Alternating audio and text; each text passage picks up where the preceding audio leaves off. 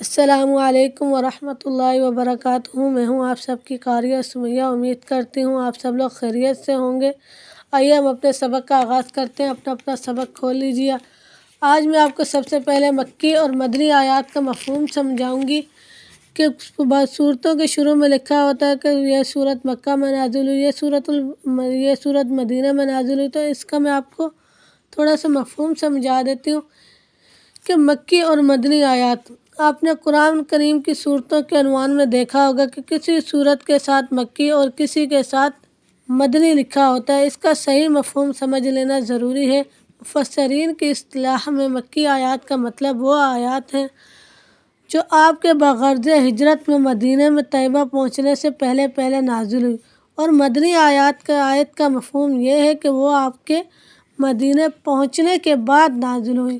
بعض لوگ مکی کا مطلب یہ سمجھتے ہیں کہ یہ شہر مکہ میں نازل ہوئی، اور مدنی کا یہ کہ وہ شہر مدینہ میں اتری، لیکن یہ مطلب درست نہیں ہے، اس لیے کہ کئی آیتیں ایسی ہیں جو شہر مکہ میں نازل نہیں ہوئی، لیکن چونکہ ہجرت سے پہلے نازل ہو چکی تھی اس لیے انہیں مکی کہا جاتا ہے۔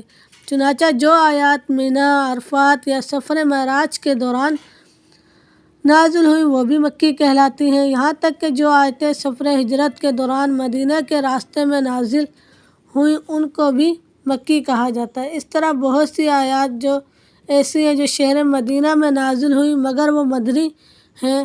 چنانچہ ہجرت کے بعد آپ کو بہت سے سفر پیش آئے جن میں آپ مدینہ طیبہ سے سینکڑوں میل دور بھی تشریف دے گئے۔ ان تمام مقامات پر نازل ہونے والی آیتیں مدنی ہی کہلاتی ہیں، یہاں تک کہ ان آیتوں کو بھی مدنی کہا جاتا ہے جو فتح مکہ یا غزوہ حدیبیہ کے موقع پر خاص شہر مکہ یا اس کے مضافات میں نازل ہوئیں۔ چنانچہ آیت قرآنی ہے ان اللہ یأمرکم ان تؤدوا الامانات الی اہلہا، مدنی ہے، حالانکہ وہ مکہ مکرمہ میں نازل ہوئی۔ پھر بعض صورتیں تو ایسی ہیں کہ وہ پوری کی پوری مکی یا پوری کی پوری مدنی ہیں، مثلاً سورہ مدثر پوری مکی ہے اور سورۃ آل عمران پوری مدنی ہے، لیکن بعض مرتبہ ایسا بھی ہوا ہے کہ پوری سورت مکی ہے لیکن اس میں ایک یا چند آیات مدنی بھی آ گئی، اور بعض مرتبہ اس کے برعکس بھی ہوا ہے، مثلاً سورہ اعراف مکی ہے لیکن اس میں وَاسْأَلْهُمْ عَنِ الْقَرْيَةِ الَّتِي كَانَتْ حَاضِرَةَ الْبَحْرِ سے لے کر وَإِذْ أَخَذَ رَبُّكَ مِنْ بَنِي آدَمَ تک کی آیات مدنی ہیں۔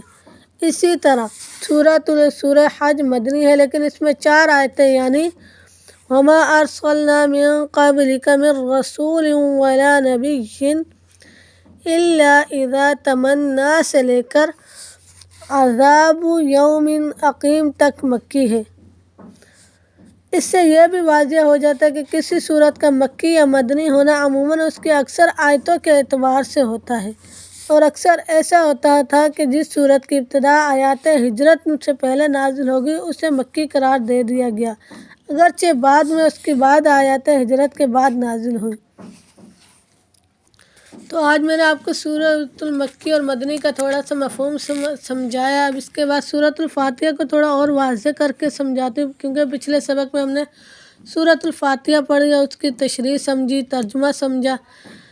سورۃ الفاتحہ نہ صرف قرآن کریم کی موجودہ ترتیب میں سب سے پہلی سورت ہے بلکہ یہ پہلی وہ سورت ہے جو مکمل طور پر نازل ہوئی ہے، یعنی مکمل طور پر آیتیں اس کی نازل ہوئی ہیں ایک ہی ساتھ۔ اس سے پہلے کوئی سورت پوری نازل نہیں ہوئی تھی بلکہ بعض سورتوں کی کچھ آیتیں آئی تھی۔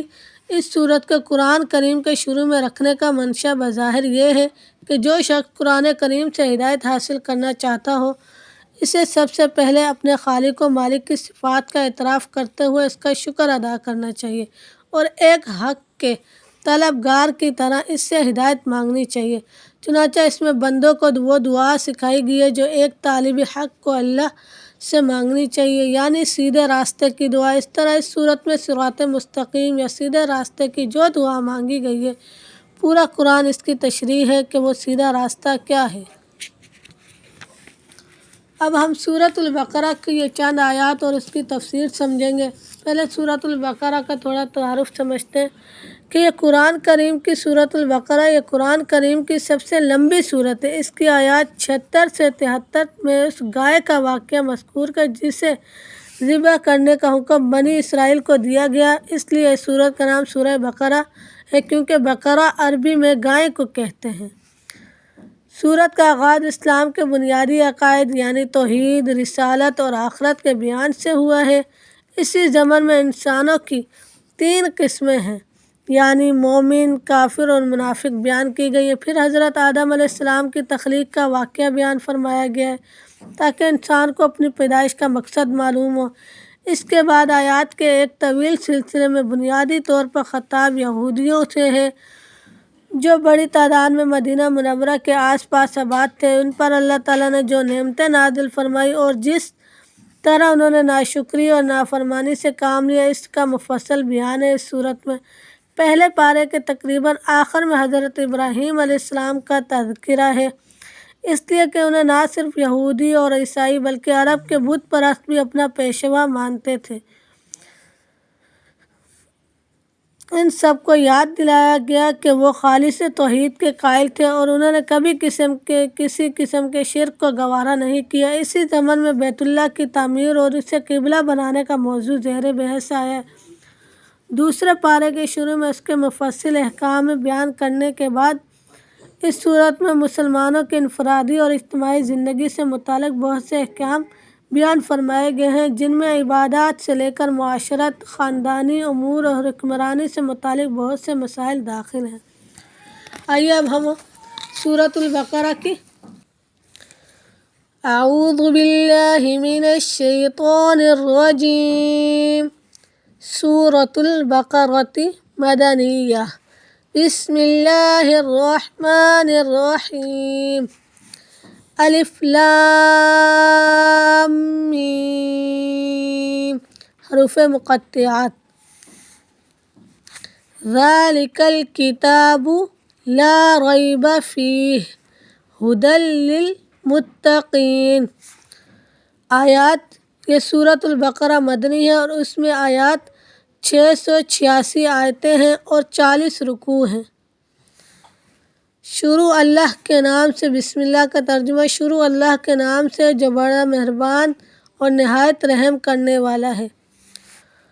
الف لام میم حروف مقطعات، یہ ذالک الکتاب یہ کتاب ایسی ہے، لا ریب نہیں ہے اس میں، فیہ اس میں کوئی شک، ھدی یہ ہدایت ہے، للمتقین پرہیزگاروں کے لیے، یہ ہدایت ہے ان کو ڈر رکھنے والوں کے لیے، پرہیزگاروں کے لیے یا ڈر رکھنے والوں کے لیے۔ الف لام میم حروف مقطعات، مختلف صورتوں کے شروع میں یہ حروف اسی طرح الگ الگ نازل ہوئے ہیں، ان کو حروف مقطعات کہتے ہیں، اور صحیح بات یہ ہے کہ ان کا ٹھیک مطلب اللہ رب العزت کے علاوہ کسی کو معلوم نہیں ہے کہ یہ کیا ہے، اس کا کیا ترجمہ ہے، یہ صرف اللہ رب العزت کی ذات جانتی ہے۔ یہ اللہ تعالیٰ کی کتاب کا ایک راز ہے جس کی تحقیق میں پڑھنے کی ضرورت نہیں اور عقیدے یا عمل کا کوئی مسئلہ ان کے سمجھنے پر موقوف نہیں ہے کہ اس کو ہم تحقیق کریں کہ یہ کیا ہے۔ صرف اللہ رب العزت نے یہی کہا ہے کہ یہ حروف مقطعات ہیں بس۔ ذالک الکتاب یہ کتاب ایسی ہے، لا ریب فیہ اس میں کوئی شک نہیں، یہ ہدایت ہے ڈر رکھنے والوں کے لیے، پرہیزگاروں کے لیے۔ یعنی اس کتاب کی ہر بات کسی شک شبہ کے بغیر درست ہے۔ انسان کی لکھی ہوئی کتاب کسی کی کتاب کو 100% شک سے بالا تر نہیں سمجھا جا سکتا اگر کسی انسان نے کوئی کتاب لکھی ہو، کیونکہ انسان کتنا ہی بڑا عالم ہو، اس کا علم محدود رہتا ہے کہ اللہ رب العزت کے علم کے آگے اس کا علم بہت چھوٹا ہے، اور اکثر اس کی کتاب نے اس کے ذاتی گمان پر مبنی ہوتی ہے۔ لیکن چونکہ یہ کتاب اللہ تعالیٰ کی ہے جس کا علم لامحدود بھی ہے اور 100% یقینی ہے، اس لیے اس میں کسی شک کی کوئی گنجائش نہیں ہے۔ کسی کو شک ہو تو یہ اس کا ناسمجھی کی وجہ سے ہوگا کہ کتاب کی کوئی بات شبہ والی نہیں ہے، اس میں کسی قسم کا کوئی شک نہیں ہے، یہ قیامت تک اسی طرح کتاب موجود رہے گی اور اس میں کوئی رد و بدل کی تبدیلی نہیں ہو سکتی۔ اگرچہ قرآن کریم نے صحیح راستہ ہر ایک کو دکھایا، خواہ وہ مومن ہو یا کافر ہو، اس لیے اس کے معنی کے لحاظ سے اس کی ہدایت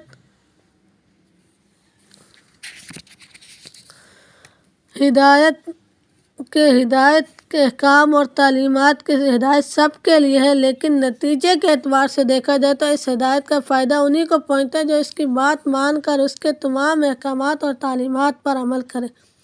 یعنی یہ ہدایت ہے ان لوگوں کے لیے، یہ ہدایت ہے جو ڈر رکھنے والوں کے لیے ہے، جو پرہیزگار ہیں، جو بے دیکھی چیزوں پر ایمان لاتے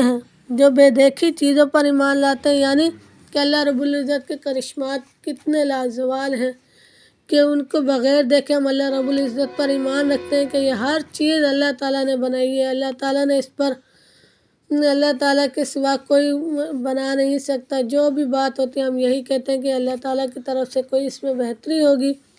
تو یہ ہدایت ان لوگوں کے لیے جن کا ایمان مضبوط ہو، جو ڈر رکھتے ہیں، پرہیزگار ہیں کہ ہم کوئی گناہ کریں گے تو اللہ تعالیٰ ہمیں فوراً پکڑ لیں گے۔ اسی لیے یہ فرمایا گیا کہ یہ ہدایت ہے ڈر رکھنے والوں کے لیے جو بے دیکھی چیزوں پر ایمان لاتے ہیں۔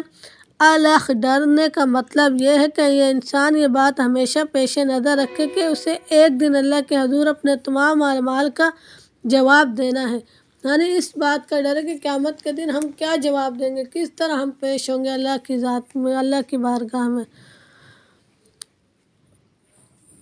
لہذا ہمیں ایسا کام نہیں کرنا چاہیے کہ جو اللہ رب العزت کی ناراضگی کا،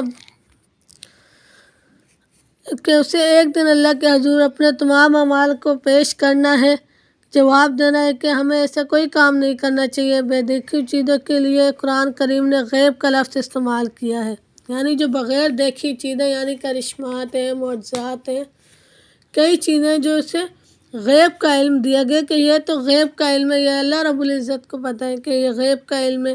اس سے مراد وہ چیزیں جو آنکھوں سے دکھائی نہیں دیتی، نہ ہاتھ سے چھو کر یا ناک سے سونگھ کر انہیں محسوس کیا جا سکتا، بلکہ وہ صرف اور صرف اللہ تعالیٰ کی وحی کے ذریعے معلوم ہوتی ہے۔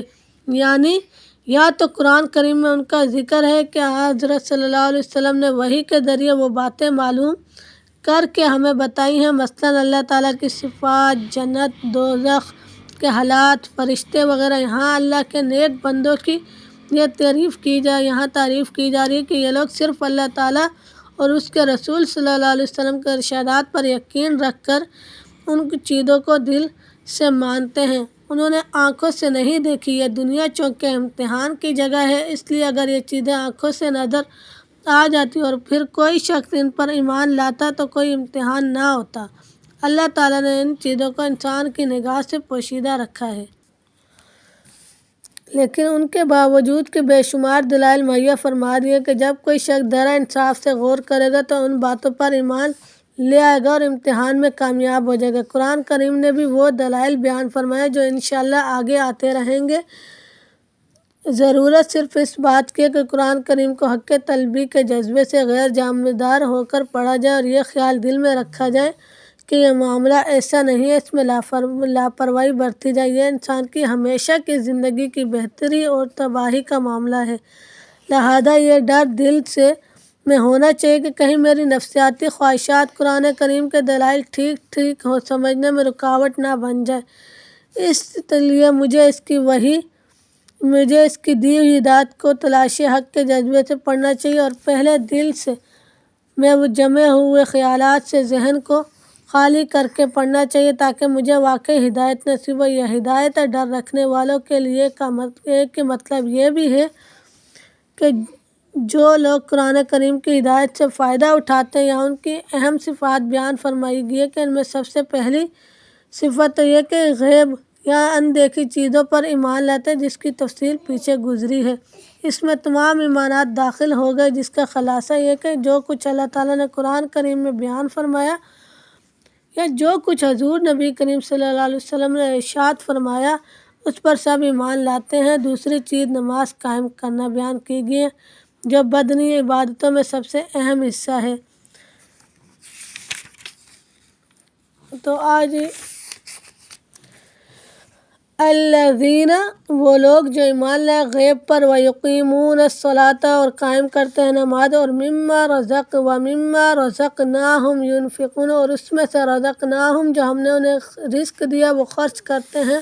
تو اسی کی میں وضاحت کر رہی تھی کہ نماز قائم کی، غیب پر ایمان لاتے ہیں۔ دوسری چیز نماز قائم کرنا بیان کی گئی جو بدنی عبادتوں میں سب سے اہم ہے، اور تیسری چیز اپنے مال میں سے اللہ تعالیٰ کے راستے میں خرچ کرنا ہے، جس میں زکوٰۃ، صدقات آ جاتے ہیں جو مالی عبادات ہیں۔ تو آج کے سبق میں ہم نے چند آیات پڑھی، یعنی 3 آیات پڑھی ہم نے، تو انشاءاللہ اس سے آگے کل ہم اپنے سبق کا آغاز کریں گے۔ امید کرتی ہوں آپ کو سبق سمجھ میں آیا ہوگا۔ تب تک کے لیے اللہ حافظ۔ سمجھے قرآن پاک کو کہ ہم پر کس طرح پہنچا، کیا ترجمے میں لکھا ہوا ہے، کیا تشریح میں لکھا ہوا ہے۔ تھوڑا تھوڑا کر کے بھی اگر ہم قرآن پاک کی 1 آیات یا 2 آیات کو پڑھ کر سمجھیں گے تو انشاءاللہ ہمارا قرآن کریم پورا ہو جائے گا، اور ہمیں سمجھ آ جائے گی کہ کیا اس میں ہے ہدایت ہے، کیا قرآن مجید میں ہر چیز کا، ہر مسئلے کا حل موجود ہے، صرف ہمیں کھولنے اور سمجھنے کی ضرورت ہے۔ انشاءاللہ میں آپ کو وقتاً فوقتاً سمجھاتی رہوں گی، اور اگر کوئی بات آپ کو سمجھ میں نہ لگے تو آپ مجھے ضرور کمنٹس میں بتائیے گا کہ آپ یہ غلط کر رہی ہیں، یا یہ آپ سمجھا نہیں پا رہی، یا یہ بات آپ سمجھا دیں۔ کوئی بھی چیز ہو، کوئی بھی بات ہو، آپ مجھ سے پوچھ سکتے ہیں، اور میرے چینل کو بھی سبسکرائب کریں تاکہ مجھے حوصلہ ہو کہ آپ لوگ میرے سبق کو سمجھ رہے ہیں، یا دیکھ رہے ہیں، یا پسند کر رہے ہیں۔